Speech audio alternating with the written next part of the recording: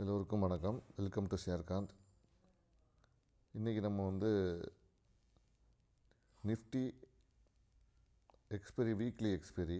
So 9/12/25 weekly expiry நடந்திருக்கு. So அதை பற்றி ஒரு போஸ்ட் மார்க்கெட் அனலைஸ் பண்ணி பார்க்கலான்னு இருக்கோம். சரி, பார்க்கலாம் எப்படி இருந்துச்சு. நம்ம காலையில் சொன்ன மாதிரி நிஃப்டி எந்தெந்த ரேஞ்சில் நடந்திருக்குதா இல்லையா அப்படின்னு சொல்லி நம்ம பார்ப்போம். ஓகேங்களா? ஸோ இப்போ ரேஞ்சஸ்லாம் எப்படிலாம் நடந்திருக்கும் அப்படின்னு நம்ம பார்க்கும்போது, நிஃப்டி பொறுத்தவரையும் நம்ம சொன்ன நம்மளுடைய 27,961 நம்மளுடைய ரேஞ்ச் க்ளோஸ் ஆகிருந்துச்சு. ஸோ அங்கேருந்து என்ன மாதிரி நடக்கலாம் அப்படின்னு சொன்னால் ஹியூஜ் கேப் டவுன் ஆகிருக்கு. ஓகேங்களா? ஸோ ஹியூஜ் கேப் டவுன் ஆகி அந்த நம்மளுடைய லெவல்லாம் உடச்சிட்டு திருப்பி போயிட்டு நம்மளுடைய லெவலில் டச் பண்ணியிருக்குது. ஸோ நீங்கள் நல்லா பார்த்தீங்கன்னா தெரியும், எல்லா லெவல்லையும் டச் பண்ணியிருக்குது. ஸோ 25,894, 25,810 இதெல்லாம் டச் பண்ணியிருக்குது. அதே மாதிரி 25,923 இந்த லெவலையும் டச் பண்ணியிருக்குது. ஸோ இதுதான் அது ஆரம்பித்தது 27,884 ஆரம்பிச்சிட்டு 810 டச் பண்ணி திருப்பி 25,923 போயிட்டு டச் பண்ணியிருக்குது. ஸோ இதெல்லாம் ரேஞ்சு, நம்ம ரேஞ்சில் டச் ஆகிருக்குது. பாருங்கள், இங்கே ஆரம்பித்து கரெக்டாக இந்த ரேஞ்சுக்கிட்ட வந்துட்டு திருப்பி போயிட்டு அந்த ரேஞ்சை டச் பண்ணிவிட்டு திருப்பி இங்கே ரேஞ்சில். ஸோ ஒரு ரேஞ்ச் பவுண்டு மார்க்கெட்டுக்குள்ளேயே இதாக இருக்குது. 25,916 25,720. ஸோ இந்த ரேஞ்சுக்குள்ளே சுற்றிக்கிட்டே தான் வந்திருக்குது மார்க்கெட்டை பொறுத்தவரை இன்றைக்கி. ஸோ அதுபடி பார்த்திங்கன்னா நம்மளுடைய இது கேப் டவுன் ஆகி கீழே போயிருக்கனால நமக்கு புட் சைடில் தான் நமக்கு இன்றைக்கி ட்ரேட் நடந்திருக்கும். ஸோ அப்படி பார்க்கும்போது புட் சைடில் எப்படி நடந்திருக்கு அப்படின்னு பார்க்கலாம். நம்ம கொடுத்தது புட் சைடு 26,000 கொடுத்துருந்தோம். ஸோ அந்த 26,000 புட் சைடில் என்ன நடந்திருக்கு அப்படின்னு நம்ம பார்க்கலாம். இப்போ பாருங்கள், 26,000 புட்டு எடுத்துட்டோம். ஸோ அந்த எக்ஸ்பைரிக்கு என்ன நடந்திருக்குன்னா, நம்ம கொடுத்த லெவலில் என்ட்ரிக்கான ஒரு லெவல் 132 சரி 113.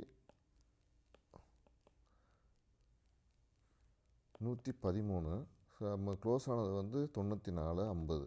ஸோ இங்கே 111 என்ட்ரி ஆகிட்டு 245 வரையும் நமக்கு போயிருக்குது. ஸோ இங்கே ஒரு 15 மினிட்ஸ்லேயே இந்த ரேஞ்சை டச் பண்ணியாச்சு. கிட்டத்தட்ட 135 பாயிண்ட்டுக்கிட்ட டச் பண்ணியாச்சு. இதுதான் இன்றைக்கி நடந்த இது. அதே மாதிரி திருப்பி கீழே ஆல்மோஸ்ட் ஸ்டாப் லாஸ் கிட்ட வந்திருக்கு. இதுதான் ஸ்டாப் லாஸு 94.50. ஸோ 94 இல்லை, stop loss 75. Stop loss 75.25 stop loss கொடுத்துருந்தோம். ஸோ அந்த ஸ்டாப் லாஸ்கிட்ட திருப்பி போயிட்டு 184 வந்திருக்கு. ஸோ ஒரு என்ட்ரி, இது ஒரு ரெண்டாவது என்ட்ரி. ஸோ 2 என்ட்ரிலேயும் ஒரு ப்ராஃபிட் கிடச்சிருக்கு. மார்க்கெட் டவுனில் இருந்தனால நல்ல ப்ராஃபிட் இன்றைக்கி கிடச்சிருக்கோம் போயிருந்தாங்க. ஸோ இது முழுக்க நம்ம பேப்பர் ட்ரேடிங் தான் பண்ணி பார்க்குறோம். ஒரு நாலேஜ் பர்பஸ்க்காக பேப்பர் ட்ரேடிங் பண்ணி இதோடைய மூவ்மெண்ட் எப்படி இருக்குது நிஃப்டி அப்படின்னு சொல்லி நம்ம பார்த்துக்கிட்டு இருக்கோம். ஸோ அதுபடி நம்மளுடைய கொடுத்த ரேஞ்சுக்குள்ளே தான் மார்க்கெட் சுற்றிக்கிட்டு இருக்குது அப்படிங்கிறது தெரிய வருது. ஸோ இதுதான் இன்றைக்கி நடந்திருக்கு. அதே மாதிரி கால் சைடு நீங்கள் பார்த்தீங்கன்னா, கால் 25,950. சரி, இது தப்பு. 25,950 ஆக்சுவலாக அது நான் வேறு எடுத்திருக்கேன், அதனால் இதை விட்டுருங்க. ஸோ ஆல்மோஸ்ட் பார்த்திங்கன்னா இப்படி தான் அந்த கால் இருந்திருக்கும். அந்த காலும் இப்படி தான் இருந்திருக்கும். ஆல்மோஸ்ட் கீழே தான் இருந்திருக்குது. நம்ம ரேஞ்சில் தான் நமக்கு கொடுத்துருந்தோம், அதனால் ரேஞ்சில் இருக்கும். இப்போ நீங்கள் ரேஞ்ச் எப்படின்னு பார்க்கணுன்னா கூட இப்போ பார்த்துடலாம். அது நம்ம கொடுத்துருந்து 25,950 கொடுத்துருந்தோம்.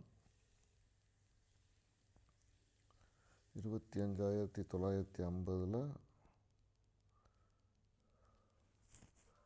என்ன 25,950 கால் கொடுத்துருந்தோமா? ஸோ காலை பார்த்துருவோம் இப்போ நடந்துருக்கிறேன். ஸோ இதுதான் இன்றைக்கி. அதுக்கு முன்னாடி நம்ம ஒன்று சொல்லணும். இப்போது மார்க்கெட்டை பொறுத்தவரையும் குளோபல் மார்க்கெட்டை பொறுத்தவரையும் எல்லாம் மிக்ஸ்டாக இருக்குது.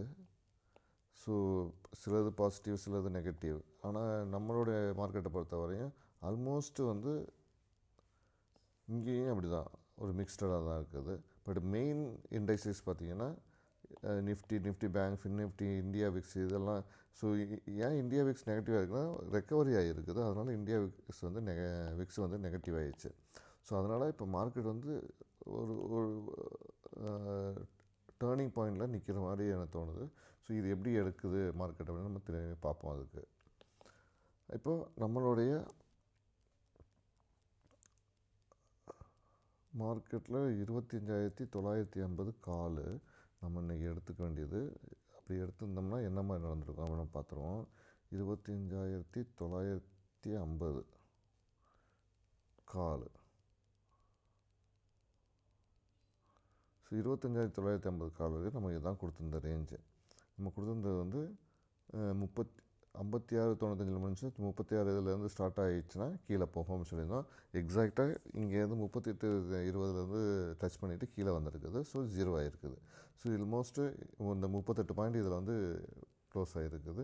ஸோ இதுதான் இன்றைக்கி நடந்திருக்க முக்கியமான இது. ஸோ இதில் வந்து 0 to 20 நீங்கள் எடுத்திங்கன்னா பார்த்தீங்கன்னா கிட்டத்தட்ட ஒரு 5 ரூபாயிலேருந்து திருப்பி ஒரு 18 ரூபா வரை வந்துட்டு திருப்பி கீழே வந்து போயிருக்குது. ஸோ இதில் வந்து இது வந்து ரொம்ப முக்கியமான இது. ஸோ இது ஒன்று பார்த்துக்குங்க. அப்புறம் வந்து நமக்கு மார்க்கெட்டில் என்ன மாதிரியான சீக்வன்ஸ் கிடச்சிருக்கு அப்படின்னு நம்ம வந்து ரொம்ப முக்கியமாக தெரிஞ்சுக்கணும். ஸோ இந்த லெவலில் எல்லாமே நடந்திருக்கா அப்படிங்கிறத பார்க்குறது தான் நம்ம வந்து முக்கியமான வேலையை நம்ம பார்க்குறோம். ஸோ அதுபடி மார்க்கெட் எல்லா பாயிண்ட்டையும் டச் பண்ணியிருக்குது. கால் சைடாக இருந்தாலும் சரி, புட் சைடாக இருந்தாலும் சரி, எல்லா பாயிண்ட்டையுமே டச் பண்ணியிருக்குது நீங்கள் பார்த்தீங்கன்னா. ஓகேங்களா? அதே மாதிரி புட் சைடில் வந்து எல்லா பாயிண்ட்டையும் டச் பண்ணி 0க்கு போயிடுச்சு. ஸோ இது ரொம்ப முக்கியம். ஹையர் சைடில் போகலாம், பட் லோயர் சைடில் டச் பண்ணிவிட்டு எல்லாமே கீழே போயிருக்குது. ஸோ இதில் வந்து புட் சைடில் எல்லாமே மேலே டச் பண்ணியிருக்கு, கால் சைடில் 0 டச் பண்ணியிருக்குது. ஸோ இது ரொம்ப முக்கியமானது இந்த கால்குலேஷனில். ஸோ இதுபடி தான் எல்லாம் நடந்திருக்கு. இந்த வீடியோ பிடிச்சிருந்தால் லைக் பண்ணுங்கள், கமெண்ட் பண்ணுங்கள், ஷேர் பண்ணுங்கள், மறந்துடாமல் சப்ஸ்கிரைப் பண்ணுங்கள். நன்றி, வணக்கம், தேங்க்யூ.